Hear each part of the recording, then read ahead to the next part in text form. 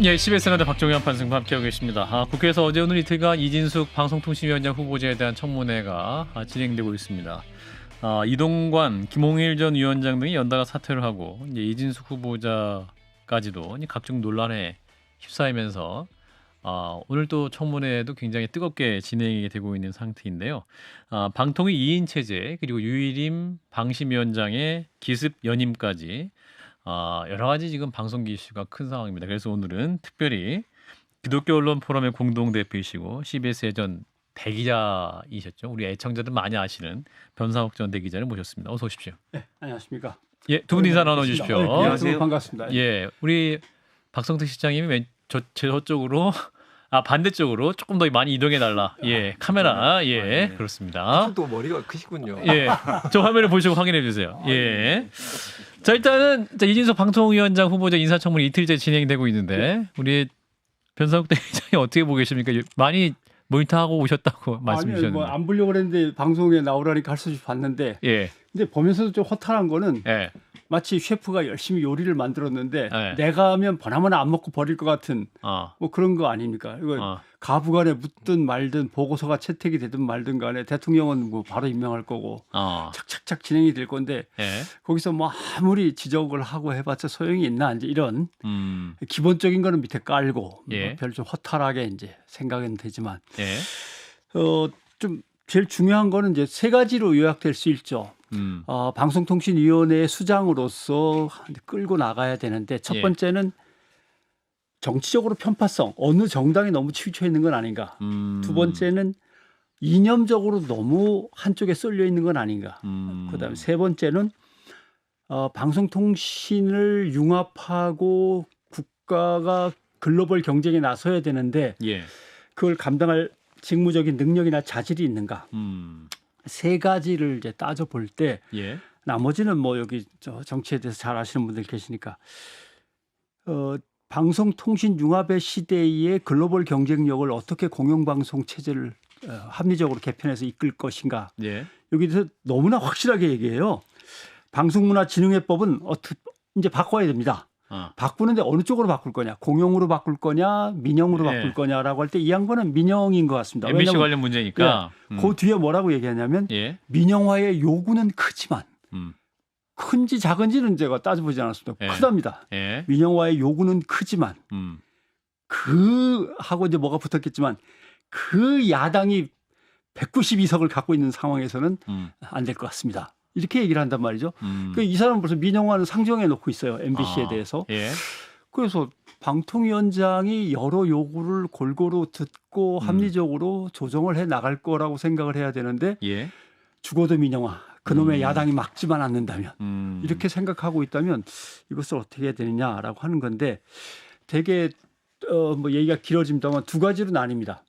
공영방송을 작게 만들고 민영방송을 크게 만들자는 논리가 있고 공영방송을 크게 만들어서 국가 글로벌 경쟁에 나서거나 아니면 공공성을 강화해야 된다는 게 있고 그러니까 BBC1, BBC2처럼 KBS1, KBS2에서 큰 공영방송 체제로 갈 것이냐 KBS라고 하는 작은 공영방송 하나 남겨놓고 MBC도 민영화로 확 풀고 해서 종편까지 다 얹어가지고 아주 다양한 그러니까 시장 경제 가치 경쟁 치열한 민영화 시대를 만들 거냐 이 두 가지인데 방송학자들의 의견은 보수적인 학자들은 작은 공영 쪽으로 많이 가고 있고 좀 진보적인 성향의 학자들은 큰 공영 쪽으로 가고 있고 이게 다르죠. 근데 이제 뭐 변상욱 대기자께서 이제 좀 약간 정당 혹은 이념 편향적이다 이렇게 말씀하셨지만 이제 후보자가 청문회에서 하는 발언을 보면 본인의 정치 성향 관계없이 만약에 위원장 임명이 되면 중립적으로 방통위원장 직무를 수행하겠다 계속 몇 차례 얘기했거든요. 자연인으로서는 참 제가 그렇고 못난 점이 많지만 시켜만 주신다면 그때부터는 절대 그러지 않습니다. 이렇게. 그렇게 말을 했죠. 아니 근데 저희 국민의힘 의원 전 의원으로서 사실은 대기자님한테는 저희도 불만은 많아요. 제가 제일 편파적으로 했죠. 그러니까 그때 이거 왜 그러셨어요? 진짜 저희도 참 많이 존경하고 평소에 그러신 분이었는데 몇 가지 실수를 하셔가지고 제가 그걸 또 오셨는데 뭐 언급드리고 그랬으면 어렵습니다만은 그러니까 사실은 저희 입장으로 봤을 때 이런 생각을 드는 거예요. 그 전에 뭐 예를 들면은 다른 사람 같은 경우에는 편파적일 것 같다. 그것도 김홍일 후보 같은 경우에서는 언론 경력이 없어서 안 된다. 그러다가 또 그중에 제일 억울한 게 뭐였냐면요. BBK 특검 때 그때 이거 봐주기 수사해서 나중에 근데 유죄가 되지 않았느냐 MB가. 근데 이거 완전히 민주당에서 씌우고 있는 그 일종의 프레이밍이에요. BBK가 MB 소유였다라는 건 지금까지 밝혀진 바가 없어요. MB는 결국 다스 때문에 유죄가 된 겁니다. 근데 그걸 가지고 와서 김홍일 그 후보한테도 그걸 뒤집어 씌웠잖아요. 그래서 저희 입장으로 봤을 때는 아이 언론 경력이 있으면 편파적이어서 안 된다. 없으면 없어서 안 된다. 이러면 도대체 저희도 별 할 사람이 없잖아요. 예, 대답해 주세요. 아니 뭐 그래서 지금은 뭐 이진숙 씨한테 초점을 맞춰 해야 되는데 그 하다 보면은 그 언론의 어떤 그 뭐라고 해야 할까요? 편파성이 강화될 때가 있어요. 피해자가 너무 불쌍하다거나 또는 앞으로의 시대는 이쪽으로 가고 있다거나 이러면 벌써 감지하고 그쪽으로 쏠릴 때도 있고 피해자가 너무 불쌍하다 보면 피해자의 동정 여론에 계속 쏠리다 보면은 나름대로 공정한 어떤 수사나 조사에서 착오가 생기죠. 그래서 그런 것들을 언론이 조심해야 된다고 생각하는데 그러나 그러려면 언론에게 충분한 취재의 시간과 인력이 지원이 돼야 되는데 그거 없이 빨리 보도하다 보면 뭐 에러는 굉장히 많이 생기죠. 그건 뭐 근데 충분히 어려움을 인정합니다. 그 전 문재인 정부 시절이나 지금이나 저는 사실 방통위원장이 이렇게 센 자리고 방통위원장 놓고서 정말 여야 간에 정말 이렇게 목숨 걸고 싸우는 걸 보면서 이대로 가는 게 맞나 싶거든요. 그러니까 이제 이런 게 맥락의 문제예요. 문재인 정부 같으면 절차상의 하자가 있다고 문제 제기가 될 것 같으면 못 움직여요. 발이 얼어붙어가지고 그것과 다 수습한 다음에 그 절차를 밟아야지 이렇게 생각한단 말이죠. 그러나 윤석열 정부에서는 그게 달라요. 근거가 있다는 거예요. 왜 근거가 있냐면 안 된다는 근거가 없기 때문에 해도 된다는 거예요. 그게 근거예요. 법적으로 위법이 아니니까. 절대 안 된다 이런 말이 어디 있어? 없잖아. 그러니까 해도 되지라고 하는 게 그런 거죠. 예를 들면 법에서 막혀 있으면 시행령으로 간다거나 방통위원회가 5명이 해야 되는데 3명으로 하다가 2명이 하다가 지금은 1명도 그럭저럭 끌고 갈 수 있다. 그러니까 안 된다는 규정은 없지 않느냐. 이런 것들이 계속. 맞습니다. 그 부분은 좀 잘못된 거예요. 그래가지고 지금 말씀하신 대로 다 방송을 쥐고 싶어하지 놓고 싶어하는 정당은 없습니다.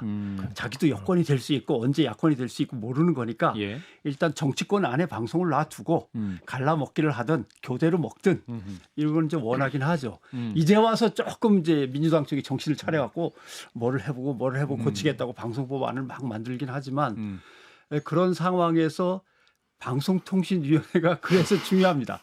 방송이라고 하는 시스템을 완전히 정치로부터 떼내 가지고 독립된 곳으로 만들기 위해서 방송통신위원회법이 그 취지에 따라 만들어져 있기 때문에 근데 이진숙 후보는 아주 뭐 당당하게 들어가면 MBC 민영화 그다음에 가짜 뉴스들 다 차단시켜야 되고 하면서 여당이 원하는 얘기들을 많이들 하시더라고요. 그런데 이제 보면 이제 아까 이제 변상태 기자도 이제 이념 논란 말씀하셨는데 이 부분에 대해서는 이진수 후보자 굉장히 강력하게 부인하고 있는 것 같아요. 구구라는 규정이야말로 대단히 위험하고 본인에 대한 인신모독이다라고까지 강력하게 말을 하고 있는데 극우라고 하는 개념에 대해서 역사적인 어떤 흐름에 대해서 약간 놓치신 것 같은데 이진숙 후보가 생각하는 극우라고 하는 것은 테러리즘, 파시즘, 히틀러의 나치즘 뭐 이 정도는 돼야 극우라고 하지 나 같은 사람을 무슨 극우라고 말도 안 되는 소리라고 이제 이진숙 후보는 생각하는 것 같은데 사실은 21세기 이전부터 극우라고 하는 것에서 나치즘이나 파시즘 같은 거는 떨어져 나간 지 오래입니다. 극우라고 하는 것은 철저한 보호무역주의, 자국 이기주의, 이슬람 혐오 등 종교적 혐오, 그다음에 반이민이나 반난민 정서, 그다음에 극단적인 신자유주의의 옹호라든가, 그다음에 인종차별. 그래서 극우 중에서도 구극우가 있고 신극우가 있고 분리를 합니다.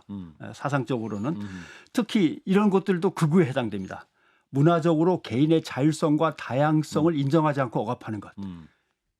이진숙 후보가 얘기했던 블랙리스트. 그게 그거죠. 이런 영화, 이런 감독, 이런 배우들은 안 돼.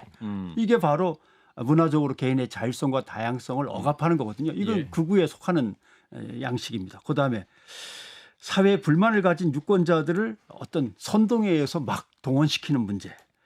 갈라치기라든가 세대별로 또 남녀 갈라치기도 그렇고. 예. 그다음에 항상 애국주의를 동원해서 국가의 어떤 결정권과 힘을 강화해야 된다라고 주창하는 것. 이것도 극우에 해당됩니다. 예. 심해지면 예. 심해진다면 반공적 애국주의. 그러니까 이진숙 후보가 바로 자기가 그 말을 해요. 내가 왜 극우냐고. 나에게 이념은 오로지 이 나라 국가밖에 없다. 국가에 충성하는 것이 나의 이념이다. 그게 극우다. 심해지면 극우가 되는 거예요. 국가주의가. 저는 이진숙 후보자가 극우인 걸 물리적으로 증명할 수 있어요. 예, 증명해 주세요. 진짜요? 네, 증명이 가능하죠. 그러니까 머릿속에 그리면 됩니다. 일단 기생충, 변호인, 암살, 뭐 영화. 택시운전사 이런 영화들을 다 좌파 영화로 규정했잖아요. 예. 예를 들어 다른 영화는 그렇다 쳐요. 우리나라 문화를 두고 얘기했으니까 다른 건 그렇다 쳐도 기생충 같은 경우는 해외 평론에서도 높은 평가를 받고 아카데미상도 받은 영화죠. 그렇죠. 여러 개를 받았잖아요. 그런데 좌파 영화를 규정했잖아요. 이게 왜 가능하냐? 본인이 우측 끝에 있기 때문에 가능한 거예요. 우측 끝에 있기 때문에 나머지는 다 좌파가 되는 겁니다. 물리적으로 증명이 되잖아요. 예. 그걸 부인할 수가 없죠. 아니, 본인이 극우예요. 좌파 영화라고 저는 그렇게 생각해요. 영화 감독이면 당연히 성향이 있는 거고 좌파 영화라고 나쁜 건 아니에요. 그러니까 우리가 예를 들면 빌리 엘리엇 같은 경우 보면 예를 들면은 마가렛 대처 좋아하는 사람 입장으로 봤었을 때는 이거는 극우 영화, 아니 극좌파 영화인데 그쪽 성향을 가진다고 해서 예술성이 떨어지는 건 아니에요. 그래서 그런 걸 사실은 그 블랙리스트라는 그걸 가지고 뭔가를 세상을 자기 마음대로 이렇게 바꾸려고 하는 시도를 과거에 했던 저희 당에서 그런 모습을 보였던 건 분명히 사과를 드리고 하지만 또 이제 저희가 또 그걸 대항할 수 있는 논리가 아시다시피 저기 환경부 블랙리스트나 그 뒤에 갔었을 때 문재인 정부 때도 똑같은 블랙리스트가 있었어요. 그리고 뭐 그 적폐청산 TF를 만들어라라고 이야기를 해서 전부 다 그걸 솎아내는 그런 모습들을 보였었는데 그러면 이제 정권이 다시 바뀌었으면 좀 안 해야 되는 거고 이제 설마 우리가 또 블랙리스트 만들겠습니까? 근데 기자님. 예를 들면 블랙리스트라고 해서 몇 개를 얘기하면 어떤 일이 생기냐면 공모전에서 그 이름이 거론된 사람들을 뽑을 수가 없어요. 예. 담당 그 공무원들이나 아니면 기관의 책임자, 실무자들이 이걸 뽑았다가 무슨 소리를 들을 줄 알고. 그러니까 공모전, 예산 지원, 그다음에 인사 응모 뭐 이런 것들. 그러니까 실제로 영화판에서 일하는 사람들 1년에 한 1,000만 원도 못 버는 사람들 많거든요. 근데 그런 사람들이 우르르 아무것도 못 그나마도 그 7월 같은 거 하나 잡고 있었는데 그게 블랙리스트 같은 거예요. 연루가 돼갖고 없어지면은 굶어야 되거든요. 여파가 계속 번져나가면 근데 진짜 중요한 거는 나중에 좀 어떻게 해주셨으면 좋겠지만 국가 지원이 없으면은 아예 유지가 안 되는 예술인들이 너무 많아요. 그래서 그런 걸 만들어서 예를 들면 말씀하신 것처럼 그 리스트가 올라갔다는 것만 자체를 가지고서 사실 사회적으로 얻는 불이익은 정말 어마어마해요. 그래서 결국 법원에서도 그걸 주도했던 그 두 분에 대해서 조윤선 장관과 그 김기춘 그 그렇죠. 분에 대해서도 실형 선고가 됐던 것이고 거기에 대한 이제 반성을 해야죠. 그래서 아마 안 하시지 않을까요? 글쎄요. 제일 무서운 거는 방통위원회에서 만약에 수장이 이렇게 얘기했는데 문화체육관광부의 또 그 장관께서 호응을 하시면 이게 폭발력이 엄청나집니다. 그게 이제 이루어지지 않도록 국회에서 감독을 하셔야죠. 이진숙 후보자 입장은 이제 공직자로 임명되기 전에 그 자유로운 의사 표현을 할 수 있다라고 해명을 자연인으로서 자연인으로서 앞으로는 했다. 손가락 운동에 신경을 많이 쓰겠다. SNS에. 저는 어제 청문회에서 그 5.18 민주화 운동 관련돼서 이진숙 후보자의 답변을 보고 상당히 놀랬거든요. 그러니까 정동영 의원이 계속 물어봅니다. 뭐 후배 얘기도 하면서 거기에 대해서 어떻게 생각하냐. 그러니까 우리나라 법에 규정된 이렇게 해서 정동영 의원이 이제 다시 아니 본인의 역사관, 본인의 가치관을 얘기하라. 그러니까 법에 규정된 뭐 민주화에 어떤 도움을 줬던 사건이라고 본다. 그 다음에 우리나라 법에 준수된 규정된 그거를 자기는 따른다. 그러니까 제대로 얘기를 안 해요. 왜 그러냐면 폭도들이 선동한 것에 좋아요를 눌렀었잖아요. 앞서 이제 변상태 기자님이 말하신 손가락 운동 그 사건인데 SNS에 좋아요를 눌렀다. 그것까지 배치될 수 있잖아요, 본인이. 근데 정동영 의원이 나중에 대통령이 헌법 전문에 수록하겠다고 했는데 거기는 동의하냐? 거기엔 또 동의해요. 그래서 저는 이 분이 우리나라의 어떤 뭐 평균적인 최소한 이 상식을 가지고 있느냐. 다른 장관도 모르고 그냥 유튜브 하시면 괜찮은데 특히 방송통신위원장에게는 상당히 부적합하다. 왜냐하면 방송통신위원회는 법 자체에 공정성과 다양성 이런 것들을 담보하게 돼 있거든요. 예. 여기는 부적절하다고 생각이 돼요. 아니 그런데 우리 대통령이 당선되시고 나서 우리 당 의원 거의 전부를 몰고 가서 첫 번째로 참석했던 게 5.18 기념식이었습니다. 그 우리 당의 그 대통령의 저는 그 진심, 그 5.18에 대한 그 민주화 열망에 대한 그 진심, 그 존중은 저는 그거는 의심 안 해요. 저도 그건 정말 믿고 정말 잘하신 일이라고 생각을 하는데 그러면 이진숙 후보자를 지명하면 안 되죠. 알겠습니다. 가르치시겠죠. 이진숙 후보도 뭐 언론 노조를 같이 한 경험이 있으니까 그때는 노조 강성 투쟁자 중에 한 사람이었어요. 원래 강성이 이쪽으로 왜 그렇게 바뀌었냐 그러니까 세계관이 달라졌다고 하는데 그 세계관 달라진 거에 대해서 이런 얘기 해도 되나? 저는 마음에 와 닿더라고. 왜냐하면 1986년인가요? 처음 유럽을 그때는 여행 자유화가 아닐 때입니다. 겨우겨우 그 심의를 거쳐서 심사를 거쳐서 국정원에 가서 4시간 반공 교육을 받고 이제 나갔는데 예쁜 옷을 입고 학생들이 막 학교에서 몰려 나오면서 화려하게 웃는 그 모습을 보는데 여기는 이렇게 사는데 우리는 왜 덜 던지고 화염병 던지다가 그렇게 끝나버렸지 하면서 눈물이 왈칵 쏟아진 경험이 있어요. 변상욱 기자가 당시에. 그러면서 세계관이 달라지더라고요.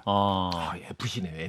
F가 필링. 필링. T가 아니야. 근데 필링이야. 세계관이 달라지는데 거기서 우리도 이렇게 살아야 돼 라고 생각을 해야 되는데 나는 왜 그렇게 못 살았지? 난 이렇게 살 거야 라고 하는 그 갈림길에서 순간의 차이예요. T는 바꾸는 거군요. 나는 왜 이렇게 살아야 되나 하고 T 생각이 중요한 사람들은 외국에 나가서 특파원하고 하다 보니까 세계관 바뀌었다라고 하는데 뭔지는 알겠더라고. 그때 충격이라든가 그럼 우리는 왜 이렇게 살아온 거지? 언제까지 이렇게 살아야 되는 거지? 라고 하는 그 마음의 울림 같은 것들이 있긴 있었다고는 생각이 되는데 방향이 조금. 그렇죠. 그분이 저기 거의 최초의 전군 기자. 맞아요. 대단한 활약을 했죠. 그러니까. 후세인 막 그 발음 센 것도 기억이 나고. 자, 그래서 이제 노조 활동 열심히 하셨던 분이었는데 간부가 된다면 노조 비방 여론전을 주도하기 위해서 소셜 미디어 대응 용역 계약을 맺었다. 이런 보도도 있습니다. 이거는 어떻게 봐야 됩니까? 또 이해가 다 가. 이해가 가세요? 이해가 가시는구나. 이해심이 넓으시다. 야, 오늘 방송에 F 맞다니까. 왜냐하면 노조 창설 멤버에다가 노조 위원장도 했는데 나중에 경영자에다가 인사위원장을 한 3년인가 하다 보니까 경영진 그다음에 노조 입장을 왔다 갔다 하면서 하다 보니까 이해는 가요. 왜냐하면 노조하고 회사 측하고 이제 엄청나게 지금 싸우고 있죠. 충돌을 벌이고 있는데 2012년 당시에 김재철 사장 시절에 대로 언론들은 약자 편에 서는 것 같은 느낌을 좋아하거든요. 그러니까 노조 입장만 계속 써준단 말이에요. 회사 입장도 좀 넉넉하게 나갔으면 좋겠는데 라고 하니까 본인은 노사 대립 상황에서 노조 입장에 너무 치중돼 나가기 때문에 이걸 어떻게 뒤집어 보려고 홍보 담당하는 그쪽을 만나가지고 용역을 주려고 했다라고 하는 건데 뭐 그 말이 결국 그 말이지만 제가 이해는 간다고요. 충분히 가는데 두 번 근데 이 문제는 왜냐하면 세 가지를 묶어서 같이 봐야 보여요. 첫째, 국정원 사건. 국정원에서 좌경향 연예인 파악해갖고 MBC 민영화까지 쭉 끌고 가는 보고서가 나와서 그것이 결국은 유죄 판결을 법원에서 받는데 그때 만났던 사람 중에 23일자 MBC 경향신문의 단독 보도를 보면 많죠. 뭐 김재철 2회, 전모 씨는 다수, 안광한 4회, 권재용 5회, 김장겸 3회, 이진숙 1회. 여기에도 참여를 했어요. 국정원이 만났던 국정원이 만났던. 그다음에 직원 감시 사찰 사건.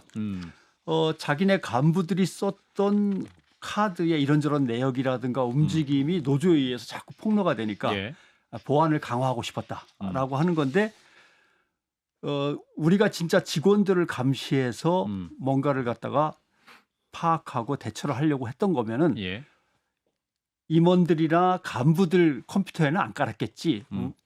그러나 우리는 임원들 컴퓨터에도 다 깔았다. 간부들 컴퓨터에도 깔고. 그러나 까는 김에 다 깔고 추려서 볼 것만 보면 되는 거지. 깔았다는 게 변명이 되지는 않습니까? 법전 커뮤니케이션. 맞습니다. 맞는 그런 거와 같이 쭉 연결지어서 보면은 불법적으로 노조를 탄압하거나 뭐 하기 위해서 여론을 조작하기 위해서 용역을 주려고 한 거요? 아니요. 우리 쪽이 더 많이 나가도록 하고 싶었어요. 요 말의 뉘앙스는 앞에 두 사건과 연결지어서 보면 아마도 이쪽에 더 가깝지 않을까 하는 생각을 하는 거죠. 그건 제가 보기에는 부당 노동행위에 가까워요. 그리고 그 노조에 대해서 그렇게 막 적대시하고 이런 걸 가지고는 저기 미래의 지도자가 되기가 어렵죠. 그래서 손해배상금 납부했냐 그러니까 연대 책임에 의해서 자기도 손해배상금을 냈다. 나중에 이런 바뀌실 겁니다. 손해배상금까지 내셨으니. 예, 인트라넷 네. 예, 프로그램 관련. 자, 그래서 이제 방통위 체제가 지금 주요 쟁점인데 원래는 이제 대통령 추천 2인이고 야당 추천 2인 그리고 여당 추천 1인에서 5인 체제로 유지돼야 되는데 지금 이제 2명으로 2인 체제로 운영되고 있고 근데 지금 한 명을 또 민주당은 그 탄핵 소추한다는 거 아니에요? 그럼 또 1인 체제가 될 수도 있는 상황인데 이 체제를 어떻게 봐야 됩니까? 김 의원이 대답을 해야 되는 거 아니에요?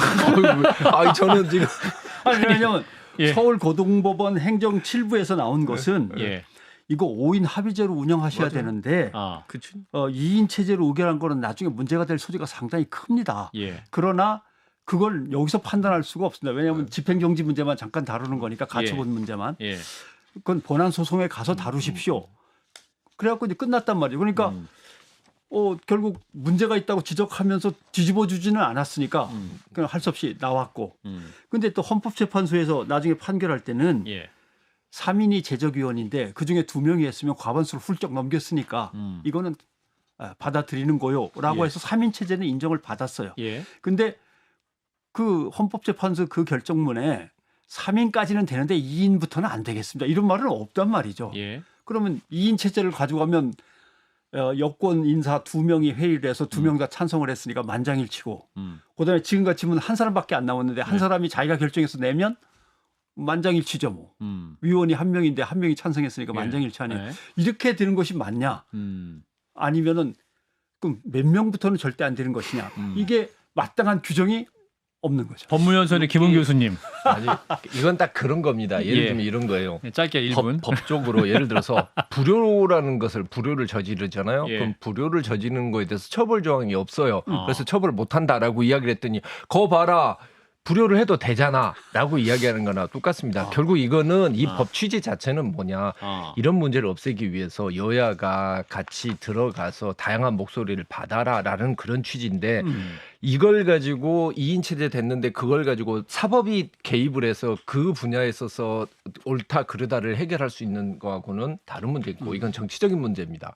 근데 그걸 가지고 사법적 판단을 받았기 때문에 정치적으로도 옳아라고 이야기할 수는 없는 거죠. 사법적 판단도 약간 애매해요. 이게 이제 방송법 13조 2항이 앞서 말씀하신 헌법재판소는 13조 2항에 대한 거거든요. 그러니까 과반의 의결로 결정한다라고 돼 있어요. 그러니까 이건 3인 체제에서 가능한 거예요. 근데 13조 1항은 이거는 2인 체제가 가능하냐 그 의문을 품을 수 있는 조항이에요. 방통위 회의는 위원 2명의 소집 요구에 위원장이 소집한다고 돼 있어요. 그래서 서울고등법원에서 앞서 말씀하신 건 이제 YTN 매각건이고 권태선 박문진 이사장 해임건 관련돼서는 2명이고 위원 2명이 소집 요구를 해서 위원장이 소집한다고 됐으니까 최소한 3명이 있어야 되는 것 아니냐. YTN에서 그렇게 얘기했어요. YTN 건에서 이렇게 해석될 소지가 있다라고 했어요. 그리고 그거를 사실 그렇게 해석해서 권태선 박문진 이사장 건은 집행정지를 받아들였습니다. 그러니까 규정이 앞서 말한 건 입법 취지에 그 입법 취지에 저촉되는 거는 어떻게 보면 당연한 거고 규정도 이거는 법원에서 위법의 우려가 크다. 다만 그건 본안 소송에서 다루자. 이렇게 결정을 했어요. 3명이 해야 되는데 2명이 이거 되겠어요? 근데 지금 1인이 하고 있는데 2명이면 충분했구만. 뭐 이런 상황 속에 놓여 있어요. 그래요. 자, 한 40초 남았는데 방송사법 이제 본회의 상정 방침 야당에 말하고 있는데 이거 어떻게 풀어야 됩니까? 뭘 풀어요? 이게 평행선 날리고 있고 이제 국회의장은 냉각길 가서 여야 간에 합의를 하자 그러는데 뭘 해서 가져가던 거부권인데 그걸 풀든 말든 무슨 상관이 있습니까? 아 그런가요? 아무 소용 없습니다. 그건 일단은 그런 얘기입니다. 아까 그래서 그 셰프가 요리해서 가져와 봤자 안 먹는데 뭐라고 하는 거나 마찬가지인데 국민이 바라는 건 정말 방송통신위원회건 방송통신심의위원회건 규정된 대로 정상적인 체제가 빨리 만들어지고 거기에서 어떤 결정을 내리든 여권이 이쪽으로 가건 저쪽으로 가건 그때그때 유리할 수는 있으니까 그거는 받아들일 수 있지만 체제 자체가 전혀 이루어지지 않고 허물어진 상태에서는 무리라고 보는 거죠. 예, 저 오랜만에 모셨는데 시원시원하게 아주 높은 수준의 토론이 진행됐던 것 같습니다. 자, 기독교 언론 포럼의 공동대표인 변상욱 전 대기자였고요. 우리 김웅전 의원님, 우리 박성태 시장님 세 분 모두 고맙습니다. 고맙습니다.